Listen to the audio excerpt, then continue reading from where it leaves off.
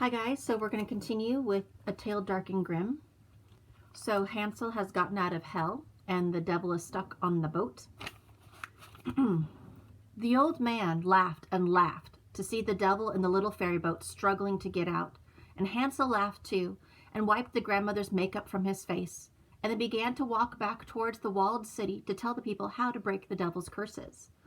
But after walking just a little way, the old man stumbled. Hansel caught him, and they began to walk again, but a little while on he stumbled a second time, and this time he fell to the ground. Hansel tried to help him to his feet, but the old man was breathing hard. "Let me lie here a moment," he said. The race with the devil had taken its toll on his ancient body. So Hansel sat beside the man and, because the old man asked him to, told him all about his time in hell and what he had done to escape. The old man laughed when Hansel told him of dressing up like the devil's grandmother, and laughed some more when Hansel described singing the devil to sleep. But soon the old man's laughter became a fit of coughing. He put his head back in the grass and tried to breathe calmly, and after a while he took Hansel's hand. "I can go no farther," he said. Making the words was an effort to him. "Stay beside me, Hansel. Don't run from me now." "Why would I run from you?" Hansel asked. "You ran from your parents because of me," the old man said. Hansel didn't know what he was talking about. "I ran because my father cut off my head," he said. "And how did you know I ran away?" "Who told him to cut off your head?" The old man's voice was weak. Hansel began, but he stopped. He gazed at the ancient, wrinkled face. Then after a moment he said, "You did." "I did," said faithful Johannes.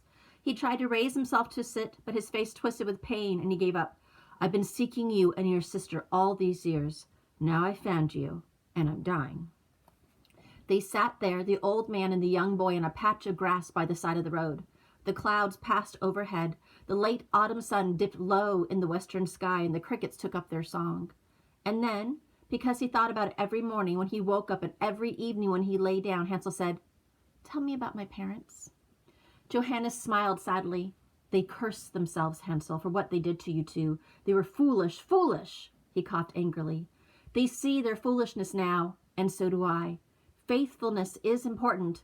Understanding is important. But nothing is as precious as children. Nothing." The cricket song enveloped them once again. A flock of swallows swooped overhead, their little brown bodies framed by the pink sky. Hansel thought of the 7 brothers. "I don't want to go home," he said. "Don't make me." He suddenly felt very much like a child again. "I understand," Johannes said. "No, you don't." And Johannes sighed. "Hansel, I do." And then he began to tell the boy a story. It started with a dying king and a young prince and a beautiful princess who lived across the sea. The prince became a king, and he convinced the beautiful princess to be his wife. Johannes left out the whole stealing her thing, for his strength was low. Besides, it's kind of embarrassing. Then he told of the 3 ravens and the 3 prophecies and a faithful servant who risked his very life. "I loved this young king and his bride," Johannes said, "and I thought perhaps that they would keep their faith with me, that they would understand." He told Hansel of the chestnut stallion and the golden dress and the wedding dance, and of the carrying the new queen to the highest turret, and what he did there, and of the pyre and all the rest. And Hansel stared at the grass as the shadows grew and the sky turned from pale blue to orange and pink, and locust hummed. "Can you ever forgive them?" Hansel asked softly. "I do better than forgive them," Johannes said. "I understood them." "I understand too." No. "Not in the new sense of the word," Johannes interrupted. "In the old sense, the ancient sense. I understood." He paused and collected his breath. "I planted my feet beneath them and took upon my shoulders their burdens, their choices, their mistakes, and their pain. Yes, I understood them, but I also understood them. In the last moment before I turned to stone, your parents understood what they had done for me, but only that the terrible day when they cut off your heads did they understand me. Only on that day were they willing to stand beneath me and take on my burden. It was that brought me back to life." "So I understand you," Hansel said, "and I understand you, but that unfortunately isn't good enough. It's not for me that you really need understanding." Suddenly, a terrible fit of coughing took the ancient man. He doubled up, and Hansel held him by the shoulders. After a while, he was able to lay back down. There was blood on his lips and on his face. "Listen to me now, Hansel. Listen well." Johannes' voice was low and hard to hear. Hansel put his head right up to Johannes' mouth, but Johannes had done much as Johannes had done for Hansel's grandfather many years before. "There is an evil thing," Johannes said, "an evil thing in the kingdom. Because of their weakness and their sadness, a dragon has come to the kingdom of Grimm." Hansel tried to sit up, but the old man's grip was iron on his sleeve. "Listen to me. The dragon has taken possession of one of the people. It lives inside, like a disease." "Who?" asked Hansel. But Johannes motioned for him to be quiet. Speaking was now a great struggle. "You must kill it, you and Gretel." "Why us?" "Because there is a time when a kingdom needs its children," Johannes said.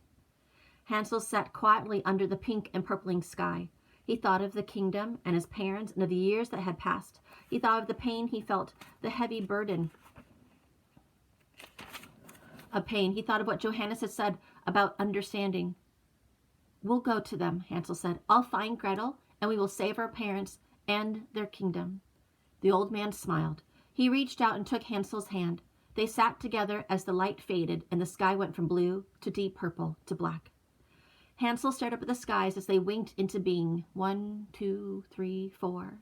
He turned back to Johannes. The old man's eyes stared upward, but he was not seeing. Hansel waved a hand before his face and then touched his neck. Johannes was dead. Once upon a time, a little girl stopped into a tavern that stood along the side of a road. She shook her traveling cloak as she stood in the doorway, and wet slush fell from it to the rough wooden floor. Outside, the last gasp of winter tossed the branches of trees, and the road was a mess of water and ice.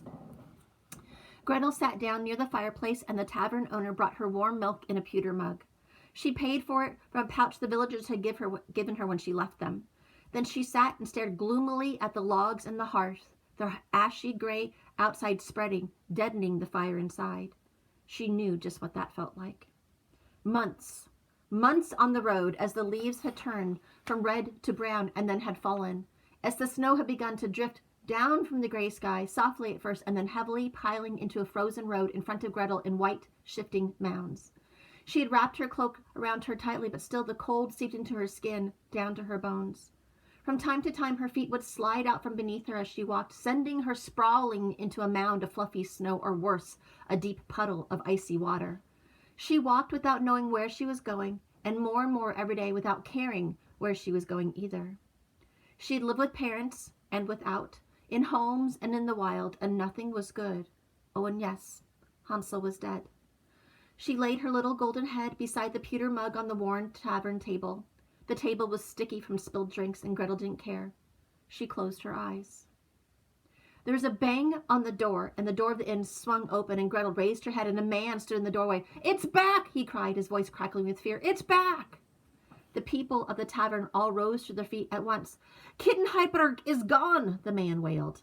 Cries rose up from all around. A few people pushed the man out of the tavern door and into the slushy road and began to run.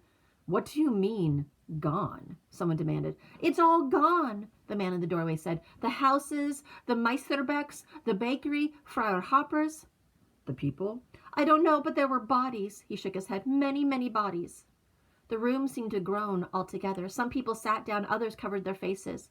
"I was out on the hill above town," the man said. "I saw it circling over the village. I would have run back to warn them, but there wasn't time. Besides, I had to stay with this one." And from behind the man's leg, a tiny girl peeked out.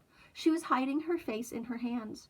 You could tell that her cheeks were stained with dirt and the lines of dried tears. The man went on. "It circled 3 or 4 times. I could hear people shouting. Then it banked and began to descend. It swept in on Frau Hopper's house, the big stone one, torn half the buildings off. I saw somebody, maybe Frau Hopper, fly through the air about 100 yards and then crash to the ground." The man shuddered. "And after that?" someone asked. The man shuddered again, but said no more. An elderly man nearby guided him to a seat and brought him a drink. He put his hand on his head.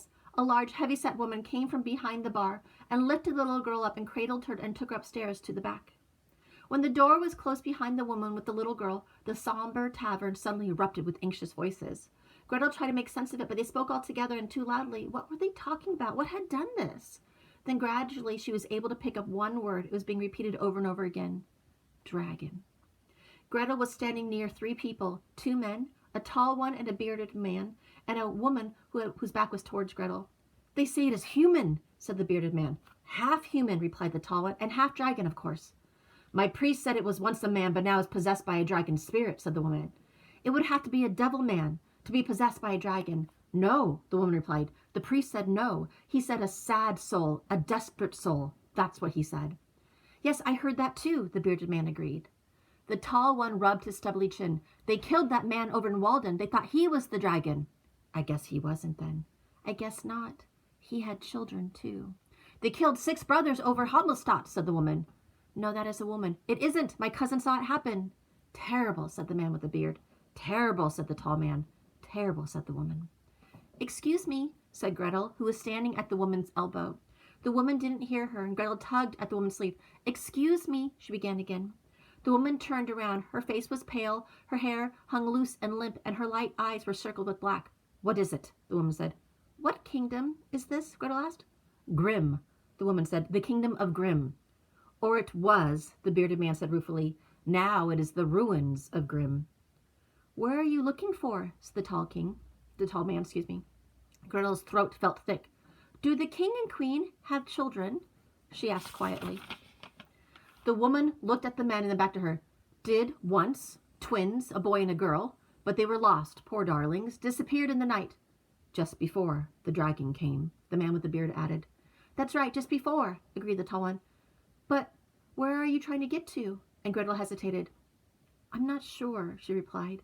She thanked the group and walked to the door of the inn. 2 men were standing beside it, arguing about the dragon. She stood behind them, half waiting, half thinking. At length one noticed and nudged the other, and they turned to her. Can I help you, dearie? She bit her bottom lip, and after a moment she said, Which way is the castle? She said as if she wasn't sure. She wanted to know. The man pointed with blunt workman's fingers. Gretel nodded silently and stepped out the door of the tavern onto the road. She looked in the direction they had pointed. Even the road looked rough and painful. She looked the other way. Okay, we'll read more tomorrow.